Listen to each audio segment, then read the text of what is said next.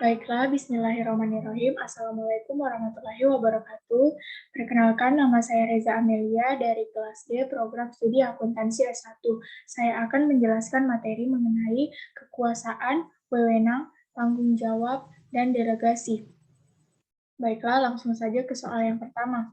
Apa yang dimaksud dengan wewenang dan tanggung jawab? Menurut pemahaman saya sendiri, wewenang adalah hak yang dimiliki seorang individu yang memiliki kekuasaan tertinggi atau jabatan dalam organisasi formal. Hak tersebut adalah memerintah bawahan atau orang lain agar melakukan sesuatu untuk mencapai tujuan tertentu. Supaya lebih memahami apa itu wewenang, maka kita bisa merujuk pada pendapat seorang ahli berikut ini.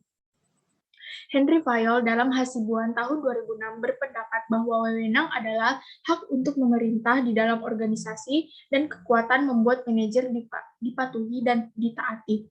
Jadi dapat disimpulkan bahwa wewenang atau authority merupakan syaraf yang berfungsi sebagai penggerak daripada kegiatan-kegiatan. Baik, itulah tadi pengertian dari wewenang. Kita akan melihat pengertian dari tanggung jawab. Tanggung jawab adalah suatu perintah atau amanat yang harus dilaksanakan dengan rasa yang ikhlas. Contohnya, jika kita diberi tanggung jawab atau amanat oleh ibu kita untuk menjaga adik, kita harus menjaganya dengan baik dan jangan diusilin.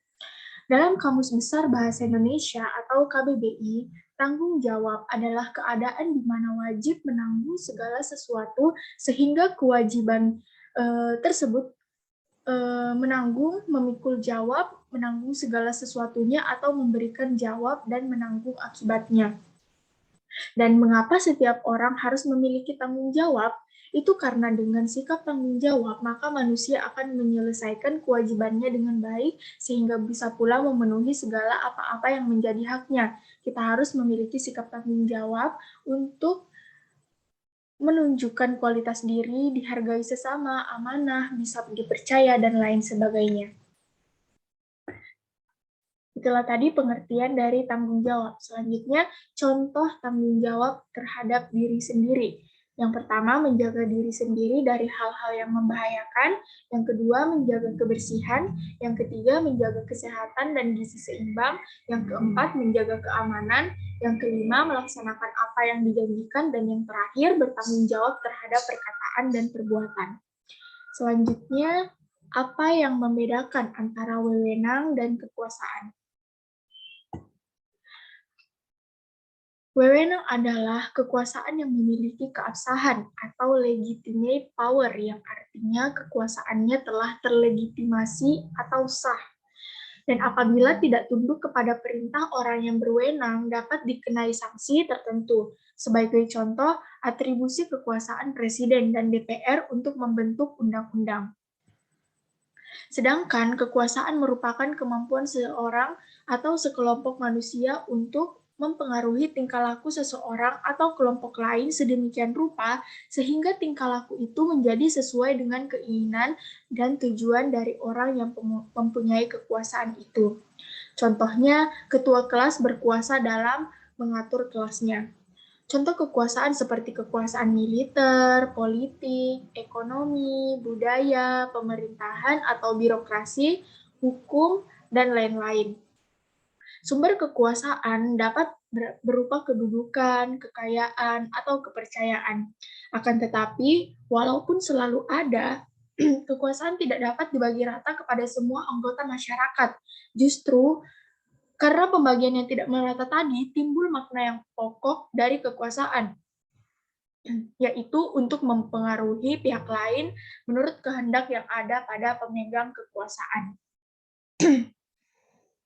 Itulah tadi perbedaan antara wewenang dan kekuasaan. Selanjutnya, berikan contoh wewenang yang ada di tempat berorganisasi Anda.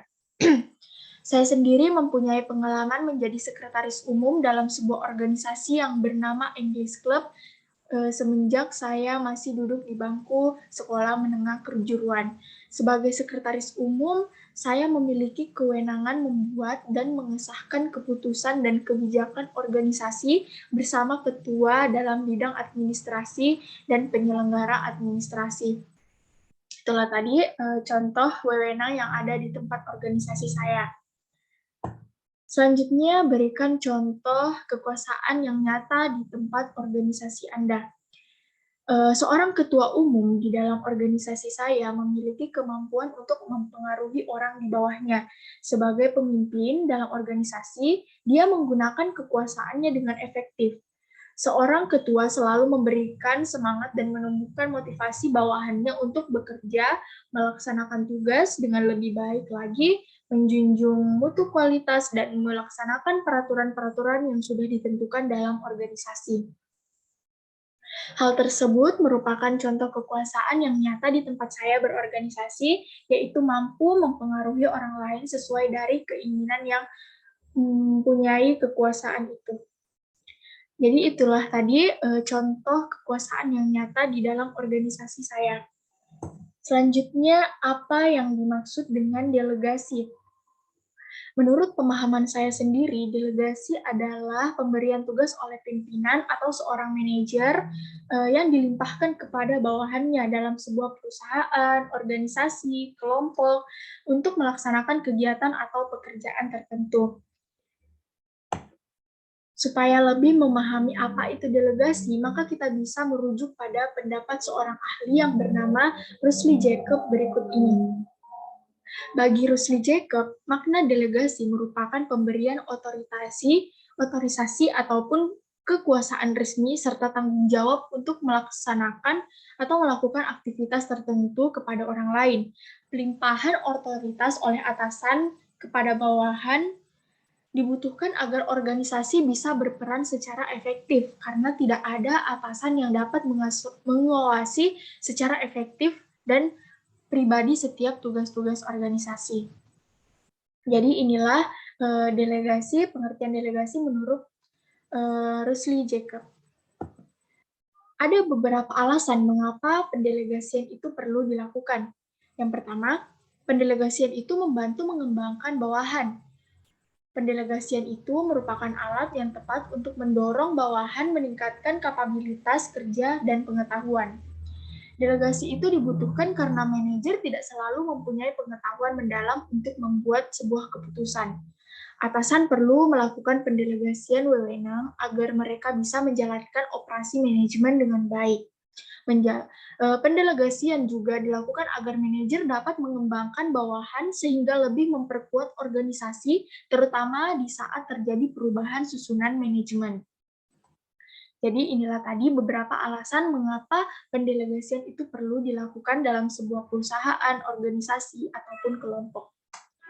Selanjutnya, pendelegasian wewenang harus dilakukan oleh seorang manajer, karena manajemen baru dikatakan ada jika ada pembagian wewenang dan pembagian pekerjaan. Pendelegasian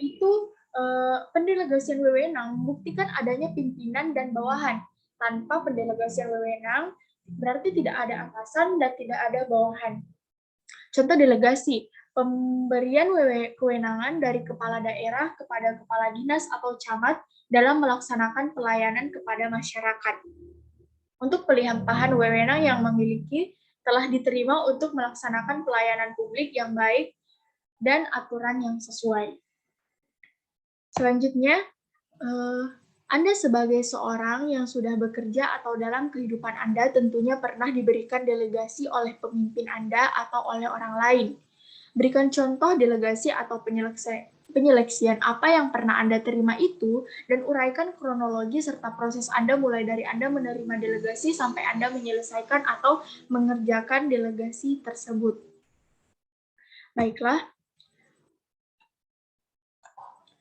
Sejak saya masih duduk di bangku sekolah menengah kejuruan, saya merupakan seorang siswi yang aktif dalam kegiatan organisasi dan menjabat sebagai sekretaris umum dalam organisasi tersebut, yaitu organisasi English Club di SMK Negeri 1 Pangkep. Organisasi kami itu sering mengadakan kegiatan sosial seperti bakti sosial, yang yaitu mengunjungi sekolah-sekolah terpencil di kabupaten saya, yaitu Kabupaten Pangkep. Dan organisasi kami sering mengadakan event atau lomba khusus untuk warga sekolah. Tentunya kegiatan ini kami laksanakan sebelum adanya pandemi COVID-19. Di setiap kegiatan tersebut, saya diberikan tugas oleh pembina organisasi saya, yaitu melakukan pengetikan surat, laporan, dan proposal. Saya menyelesaikan tugas tersebut dibantu oleh wakil sekretaris umum. Sekretaris itu mengerjakan apa saja yang diminta oleh pemimpin dan pembina untuk menyelesaikan hal-hal penting maupun hal-hal kecil seperti surat menyurat dan persiapan rapat dan lain-lain. Sekretaris itu diperlukan agar seorang ketua umum terbebas dari tugas-tugas yang menyangkut urusan informasi surat menyurat. Baiklah, cukup sekian presentasi dari saya. Mohon maaf apabila ada kesalahan. Terima kasih. Wassalamualaikum warahmatullahi wabarakatuh.